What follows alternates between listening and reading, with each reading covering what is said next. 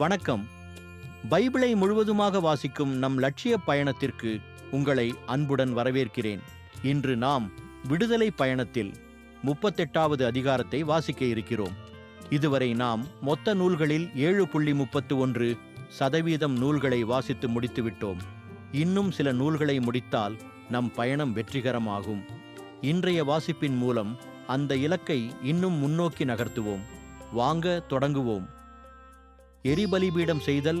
சித்திம் மரத்தால் அவர் ஓர் எரிபலிபீடம் செய்தார்.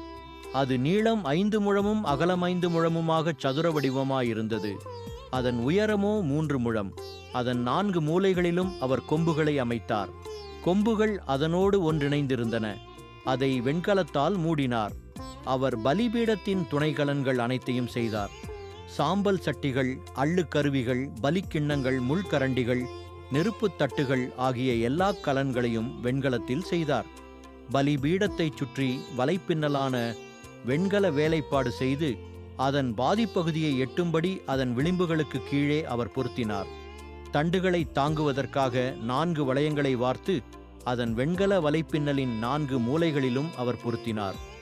அவர் சித்தீம் மரத்தால் தண்டுகள் செய்து வெண்கலத்தால் மூடினார். பலிபீடத்தை தூக்கிச் செல்வதற்காக அதன் 2 பக்கங்களிலும் தண்டுகளை வளையங்களில் அவர் செலுத்தினார். பலகைகளைச் சேர்த்து உள்கூடாக அமைத்தார். வெண்கல நீர்த்தொட்டி செய்தல். சந்திப்பு கூடார நுழைவாயிலில் பணியாற்றும் பெண்கள் கொண்டு வந்த வெண்கலக் கண்ணாடிகளைக் கொண்டு அவர் வெண்கல நீர்த்தொட்டியையும் அதன் வெண்கல ஆதாரத்தையும் செய்தார். கூடார முற்றம் செய்தல். அவர் முற்றத்தை உருவாக்கினார். தெற்கு பக்கம் தென்திசை நோக்கிய முற்றத்திலுள்ள தொங்குதிரைகள் முறுக்கேற்றி நெய்த நாற்பட்டால் ஆனவை. 100 முழம் நீண்டவை. அவற்றிற்கான 20 தூண்களும் 20 பாத பொருத்துகளும் வெண்கலத்தால் ஆனவை. தூண்களுக்கான கொக்கிகளும் பூண்களுமோ வெள்ளியால் ஆனவை. அவ்வாறே வட பக்கத்திலும் தொங்குதிரைகள் 100 முழம் நீண்டவை. அதற்கான 20 தூண்களும் 20 பாத பொருத்துகளும் வெண்கலத்தால் ஆனவை. தூண்களுக்கான கொக்கிகளும் பூண்களுமோ வெள்ளியால் ஆனவை. மேற்கு பக்கத்தில் 50 முழ தொங்குதிரைகள் இருந்தன. அவற்றிற்காக 10 தூண்கள் 10 பாத பொருத்துகள் இருந்தன. தூண்களுக்கான கொக்கிகளும் பூண்களும் வெள்ளியால் ஆனவை. கதிரவன் தோன்றும் கீழ்த்திசை நோக்கி 50 முழ தொங்குதிரைகள் இருந்தன. அதன் ஒரு பகுதியில் 15 முழ தொங்குதிரைகள், 3 தூண்கள், 3 பாத பொருத்துகள் அமைந்தன. இதுபோன்றே முற்றத்தின் நுழைவாயிலுக்கு மறுபகுதியிலும் 15 முழ தொங்குதிரைகள், 3 தூண்கள், 3 பாத பொருத்துகள் அமைந்தன. முற்றத்தைச் சுற்றியுள்ள எல்லா தொங்குதிரைகளும் முறுக்கேற்றி நெய்த மெல்லிய நாற்பட்டால் ஆனவை. தூண்களின் பாத பொருத்துக்கள் வெண்கலத்தால் ஆனவை. தூண்களின் கொக்கிகளும் பூண்களுமோ வெள்ளியால் ஆனவை. அவற்றின் பொதிகைகள் வெள்ளியால் பொதியப்பட்டவை. முற்றத்தின் தூண்கள் அனைத்துமே வெள்ளிப்பூண்கள் கொண்டிருந்தன. முற்றத்து நுழைவாயிலின் தொங்குதிரை நீளம் கருஞ்சிவப்பு சிவப்பு நூலும் முறுக்கேற்றி நெய்த மெல்லிய நாற்பட்டும் பின்னல் வேலைப்பாடும் கொண்டதாக விளங்கியது. அதன் நீளம் 20 முழம். அதன் அகலமும் உயரமும் முற்றத்தின் தொங்கு திரைகளுக்கு இணையாக 5 முழமாம். அதற்காக 4 தூண்களுக்கும் 4 வெண்கல பாத பொருத்துகள் இருந்தன. அவற்றின் கொக்கிகளும் பொதிகைகளும் பூண்களும் வெள்ளியால் மூடப்பட்டிருந்தன. திருவுறைவிடத்திலும் சுற்றுமுற்றத்திலுள்ள முளைகளெல்லாம் வெண்கலத்தால் ஆனவை.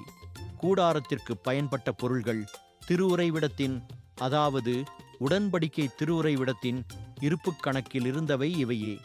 மோசேயின் கட்டளைப்படி குரு ஆரோனின் மகன் இத்தாமரின் பொறுப்பில் லேவியர் எடுத்த கணக்கு பின்வருமாறு.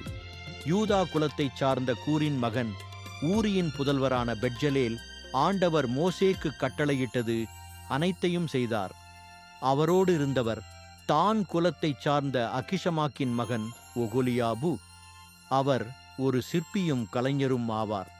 நீலம் கருஞ்சிவப்பு சிவப்பு நிற நூலையும் முறுக்கேற்றி நெய்த மெல்லிய நாற்பட்டையும் பின்னித் தயாரிப்பதில் வல்லுநராக இருந்தார். தூயகத்தின் அனைத்து பணிக்கும் பயன்பட்ட தங்கமெல்லாம் ஆரத்தி காணிக்கை வழி வந்தது. அது தூயகச் செக்கேல் நிறைபடி 1170 கிலோ கிராம் ஆகும். மக்கள் கூட்டமைப்பில் எண்ணப்பட்டவர்களிடமிருந்து வந்த வெள்ளி தூயகச் செக்கேல் நிறைபடி 4020 கிலோகிராம் ஆகும். 20 வயதும் அதற்கு மேலும் உள்ள ஆண்கள் எண்ணப்பட்டார்கள். அவர்கள் ஒவ்வொருவரும் கொடுக்க வேண்டியது தலைக்கு 6 கிராம், அதாவது தூயகச் செக்கேல் நிறைப்படி அரை செக்கேல். இத்தகைய ஆண்கள் 6,03,550 பேர் இருந்தனர். தூயகத்தில் உள்ள பாதப் பொருத்துகளையும் திரு தூயக திரைக்கான பாதப் பொருத்துகளையும் வார்க்க 4000 கிலோகிராம் வெள்ளியாயிற்று. ஒரு பாத பொருத்துக்கு 40 கிலோகிராமாக 100 பாத பொருத்துகளுக்கு 4000 கிலோகிராம் ஆயிற்று. அதிலிருந்து 20 கிலோகிராம் எடுத்து அவர் தூண்களுக்கான கொக்கிகள் செய்தார். பொதிகைகளை பொதிந்தார். அவற்றிற்கு பூண்கள் அமைத்தார். ஆரத்தி காணிக்கையாக வந்த வெண்கலம் 2825 கிலோகிராம் ஆகும். அதை கொண்டு அவர் சந்திப்பு கூடார நுழைவாயிலின் பாத பொருத்துகளையும் வெண்கல பலிபீடத்தையும் அதன் வெண்கல வலைப்பின்னலையும் பலிபீடத்திற்கான அனைத்து துணைக்கலன்களையும் செய்தார். மேலும் முற்றத்தைச் சுற்றியுள்ள பாத பொருத்துகள், முற்றத்தின் நுழைவாயிலில் உள்ள பாத பொருத்துகள், திருவுறைவிடத்தின் முளைகள், முற்றத்தைச் சுற்றியுள்ள முளைகள் ஆகிய அனைத்தையும் செய்தார். நாம் 1189 அதிகாரங்களில் 88 அதிகாரங்களை நிறைவு செய்துவிட்டோம். இன்னும் சில அதிகாரங்களை வாசித்தால் முழு பைபிளையும் முடித்து விடுவோம். நாளை அடுத்த அதிகாரத்தை பார்க்க சந்திப்போம். நாள்தோறும் இந்த பயணத்தில் நீங்களும் பங்கேற்றால் பைபிளை முழுமையாக வாசித்து முடிப்போம். இது நம் வாழ்க்கையிலும் ஆன்மாவிலும் பெரிய மாற்றத்தை ஏற்படுத்தும். இந்த பயணம் உங்களுக்கு நம்பிக்கையையும் சமாதானத்தையும் கொடுத்தால் இந்த வீடியோவை லைக் செய்யவும் சப்ஸ்கிரைப் செய்யவும் மறக்க வேண்டாம். பகிர்ந்து மற்றவர்களையும் இந்த பயணத்தில் சேருங்கள். நாளை மறக்காமல் வாருங்கள்.